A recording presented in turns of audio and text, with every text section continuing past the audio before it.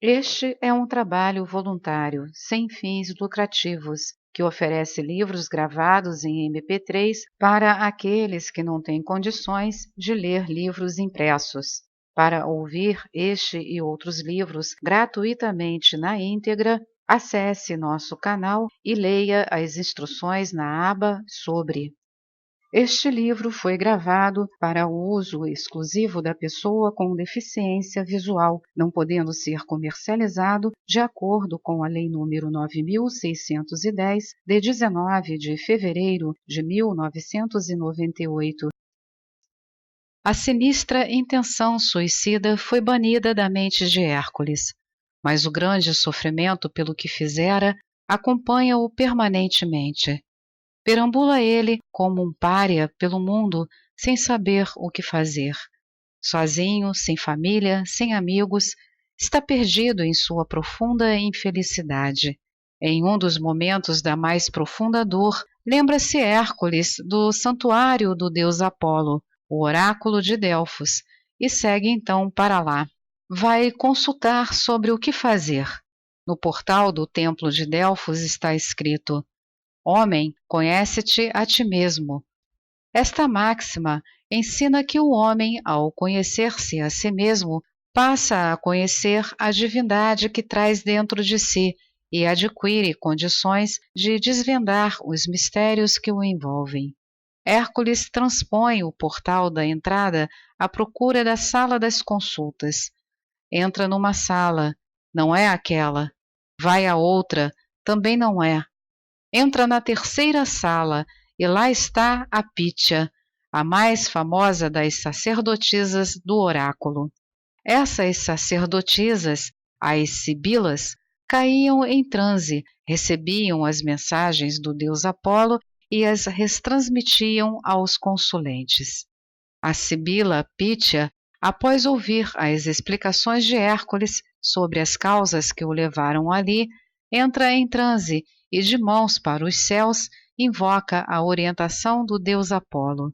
Com voz entrecortada, postura solene e mística, inicia a sua fala, lembrando a Hércules sua condição de filho de Deus, partícipe de uma humanidade onde todos são irmãos, filhos do mesmo Pai que a todos ama.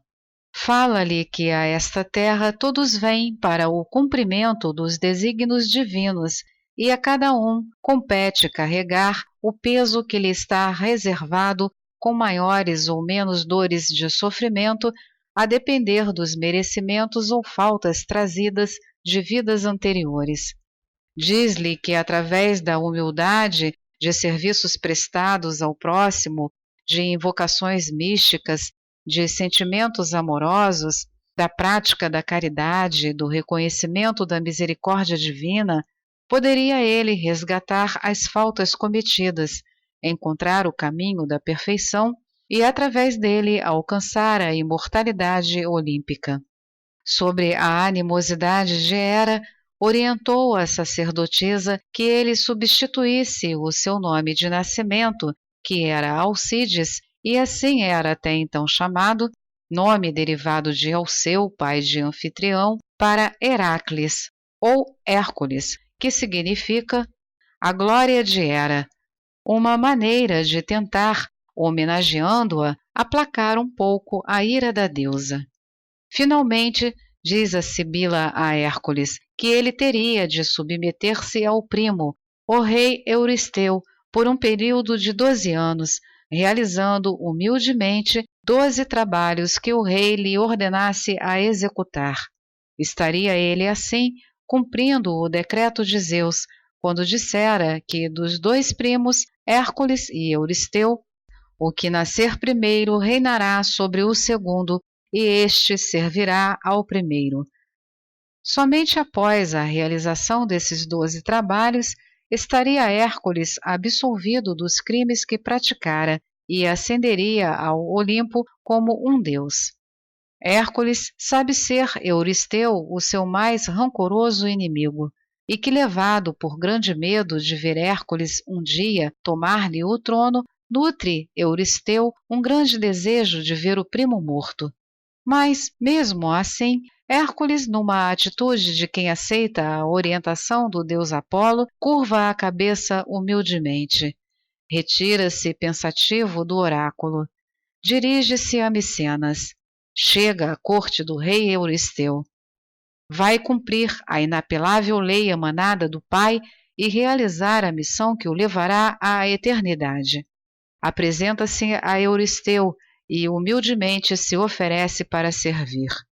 Euristeu, orgulhoso e arrogante, trata Hércules com todo o desprezo e o subjuga como a um odiado servo. Ordena autoritariamente que Hércules se retire de sua presença. Ele iria escolher os trabalhos, disse, e depois ordenaria a Hércules as suas execuções. A deusa Hera, que havia interferido no transe da Sibila Pítia, induzindo-a a enviar Hércules para os 12 trabalhos de Euristeu, agora vai insuflar este na escolha dos dificílimos trabalhos a serem realizados. Simbolismos e ensinamentos. Outro aspecto de marcante beleza neste mito e que bem mostra no seu simbolismo a sabedoria dos deuses na condução dos atos e ações dos seres humanos na Terra é a ida de Hércules ao oráculo de Delfos, aceitar a orientação da sacerdotisa Pítia e submeter-se humildemente à arrogância de Euristeu. Há todo um encadeamento de atos e ações, de situações que parecem desconexas entre si, às vezes de desdobramento aparentemente paradoxal, para levar o ser humano no caminho do Cristo. Se Hércules não houvesse ficado louco, matado mulher e filhos, se ele não tivesse ficado vagando sozinho pelo mundo, desprezado por todos os que antes lhe adoravam, teria ele, com todos aqueles atributos que possuía, ido a Delfos consultar o oráculo? Aceitaria o aconselhamento da Pítia? E, humildemente, apresentar-se-ia a Euristeu, o rei que se sentava no trono que ele, Hércules, deveria ocupar?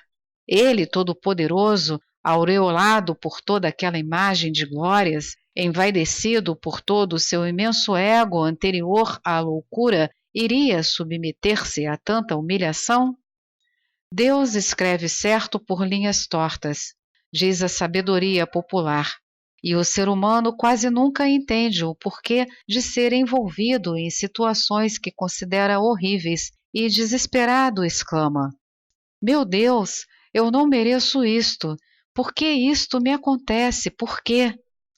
Nem percebe que tal situação, aparentemente danosa, faz parte dos planos de Deus para despertar-lhe a consciência crística e reconduzi-lo de volta ao caminho do qual ele se desviou. Na grande maioria das vezes, o benefício acontece sem que o indivíduo perceba a relação de causa e efeito que atuou naquele contexto. O primeiro que nascer reinará sobre o segundo, e este servirá ao primeiro. Temos aí, neste decreto de Zeus, um simbolismo do destino do ser humano. Ensina-nos que o homem, antes mesmo do seu nascimento, traz o roteiro de sua caminhada na Terra. Traz ele, assim, uma relação de débitos a saldar. E se tem débitos é porque contraiu dívidas anteriores, karmas, em vidas passadas, sendo sua volta à Terra, a reencarnação, a oportunidade que lhe é dada para a quitação de tais dívidas. Não é, entretanto, tal roteiro inflexível, a exigir do caminhante cega obediência às trilhas que se apresentem arbitrariamente à sua frente. Ele é um mapa que dá ao buscador uma visão geral dos vários caminhos que o levarão ao sítio desejado, podendo ele, pelo seu livre arbítrio, usar os desvios e atalhos, alongando ou diminuindo as distâncias entre o ponto de partida e o da chegada. Se Hércules, logo cedo, se houvesse libertado do enganoso jugo da personalidade e posto em prática os ensinamentos dos deuses olímpicos enviados por Zeus, teria sido ele o primeiro a nascer, Na senda mística, nascimento significa iluminação, e reinaria sobre Euristeu, que só estava preocupado com os aspectos materiais do seu reino. Hércules se apresenta a Euristeu e humildemente se oferece para servir. Por que Hércules aceita humildemente realizar os 12 trabalhos? Porque ele já não é mais aquele vaidoso jovem que mata o leão Téspio de Cíteron e se veste orgulhosamente de sua pele, incorporando em si o vaidoso aspecto leonino. No simbolismo da loucura, Hércules começa a conhecer a sua insignificância, a sua pequenez, a fragilidade humana e sente-se desamparado, sozinho. E apela para a divina misericórdia, indo ao oráculo de Delfos, que simboliza a voz divina. Ao aceitar o aconselhamento que lhe é dado pela Pítia, entende o ensinamento contido no axioma Homem, conhece-te a ti mesmo, escrito no portal da entrada do oráculo. Na loucura encontra ele o caminho da sabedoria que o levará a Deus. O ser humano, antes de encontrar Deus, atua sempre, como Hércules, pelas emoções, pelo impulso. Quando ele chega ao santuário de Delfos, está confuso. Não encontra logo as salas das consultas. Está com a mente perturbada. Ao ouvir o oráculo, a voz de Deus, ele aquieta sua mente e descobre que, aquietando a mente, aprende a discernir. E a primeira coisa que o ser humano precisa para enfrentar os desafios no seu caminho é ter discernimento. Este é o ensinamento de todas as escolas de sabedoria antiga. O saber separar o certo do errado, o joio do trigo. Sem o uso dessa ferramenta, ele não sabe como aplicar bem o seu livre-arbítrio. Nestes 12 trabalhos vamos acompanhar Hércules como se fosse nós mesmos, caminhando e procurando discernir o certo do errado, e de sua correta aplicação vai depender o nosso acesso ao ponto de chegada. Aquietar a mente significa silenciar o nosso mundo exterior. Quando estivermos no auge de um conflito, envolvidos numa situação altamente emocional, devemos parar completamente, nada fazermos, nenhuma atitude tomar, esboçarmos o menor gesto, porque estando nossas mentes envolvidas pelas emoções, não conseguiremos raciocinar. Quando, porém, silenciamos a mente buscando na paz interior o discernimento, passamos então a entender o mundo onde estamos, aportamos em sua realidade e não mais nos deixamos prender nas aparências fantasiosas que ele oferece. O discernimento nos mostra o que é real e o que é irreal, e sair da irrealidade para a realidade significa desapego. Somente através do desapego podemos vencer nossos vícios e hábitos errados e aproximarmos-nos da máxima cristã do amar o próximo como a si mesmo, o caminho do encontro com a nossa origem divina. No frontispício do Templo de Delfos, na Grécia Antiga, estava escrito: Homem, conhece-te a ti mesmo. Esta frase serviu de linha mestra a todos os colégios iniciáticos da antiga Grécia, tais como Eleusinos, Órficos, Dionisíaco ou Pitagóricos. Todos ensinavam que o caminho exigido para a evolução do homem na Terra passa pelo conhecimento dos seus próprios vícios e defeitos. Passa pelo conhece-te a ti mesmo. Conhecendo-se a si mesmo, conhece o homem, a divindade que traz em si, e conhecendo-a, torna-se capaz de desvendar todos os mistérios que o envolvem. Ensinam também muitas dessas escolas que a humanidade parte do homem selvagem e vai para o homem de ideal.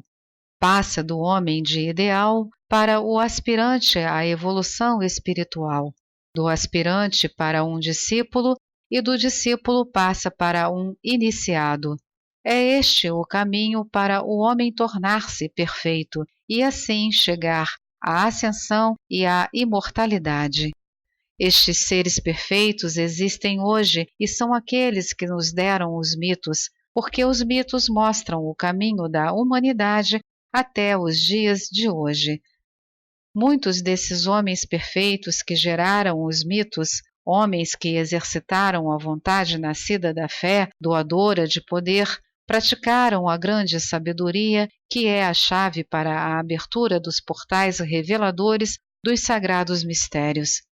Dedicaram-se permanente e incansavelmente à prestação de amorosos serviços à humanidade, equilibraram nos seus corações a chama trina do poder, da sabedoria e do amor, garantia da divina ascensão.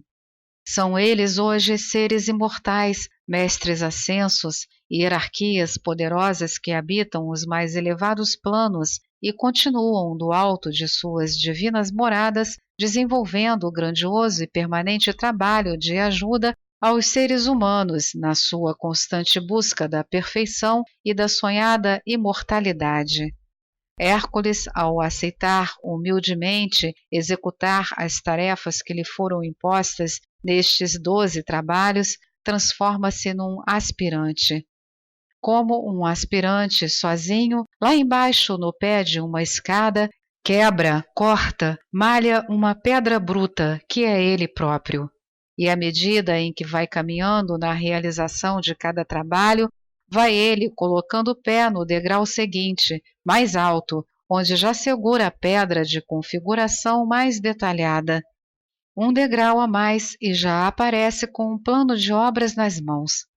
É esta a escada do aprendiz que se educa a si mesmo até atingir o nível de controlar os seus sentidos, de dominar suas emoções, eliminar os seus vícios.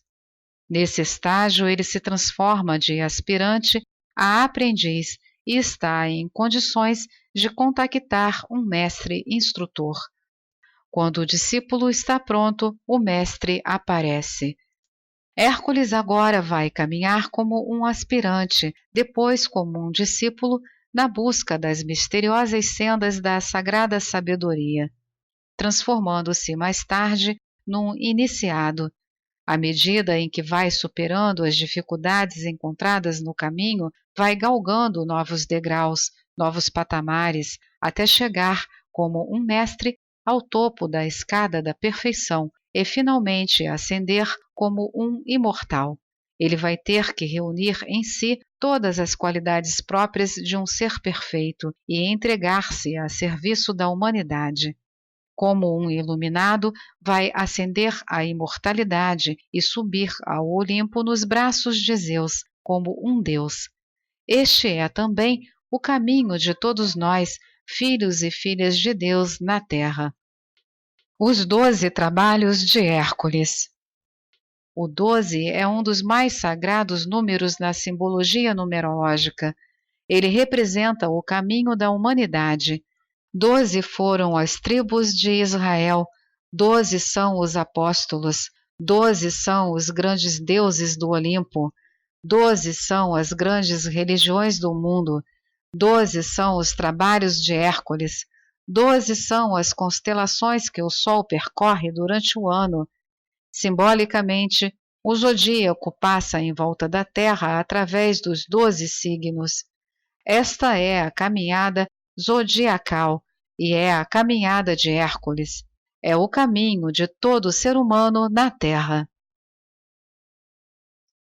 Esta é mais uma edição do canal Livros Falados Voz Humana.